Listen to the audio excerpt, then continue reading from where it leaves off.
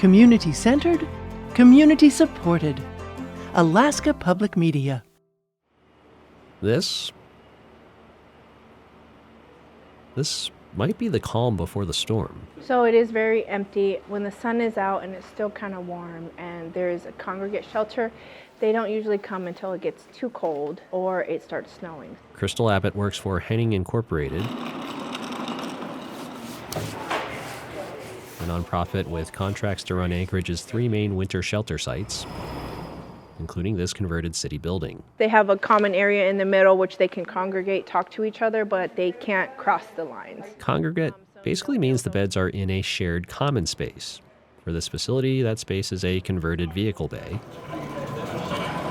There are 2 other winter shelters Henning is running for the city that are non-congregate. They're in hotels, and those rooms did fill quickly after opening. Abbott says a lot of the people on the waitlist don't want to go into the group shelter. A lot of them are couples who want to stay together in a room, so they will wait until a room becomes available. They stay on the list. That lines up with the results of a survey the Anchorage Coalition to End Homelessness ran in September and October at outreach events. Respondents said they strongly preferred a more private space. And separation from a significant other was the most common reason those surveyed gave as a barrier to going into shelter. That was followed by a disability or mobility challenge, and then pets, which generally aren't allowed in hotels. There is space set aside for pets in this shelter. So this will be one of the rooms for the pet shelter. Nobody wants to leave their babies outside. Henning also ran the mass shelter inside the Sullivan Arena last winter. Thank you. Around 500 people would fill the cots and crowd into an overflow warming area on the coldest days. In the beginning of Sullivan, we were slow to open, and then we got fairly full fairly fast. So I believe that's what's going to happen here too. Hsieh was one of the 22 people with a cot at the shelter. After the COVID hit, then the rent prices went skyrocket.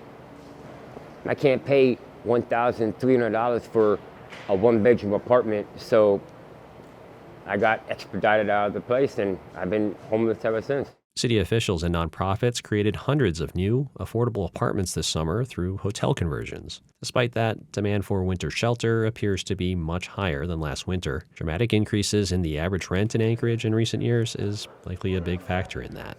When rent becomes less affordable, that directly contributes to more people becoming homeless. Researchers studying pre-pandemic national data found specific thresholds of unaffordability that predict homelessness.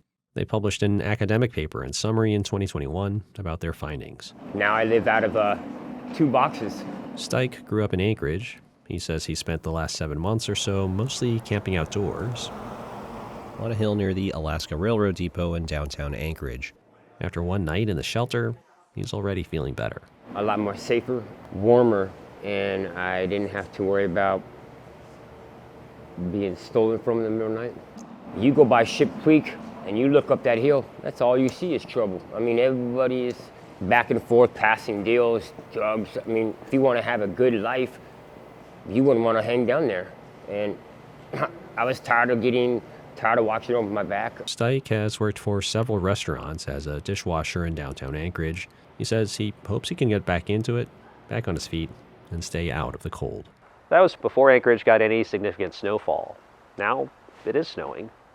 And like Abbott predicted, a lot of the cots inside are starting to fill up. She thinks it's just a matter of time and temperature until the rest are filled too.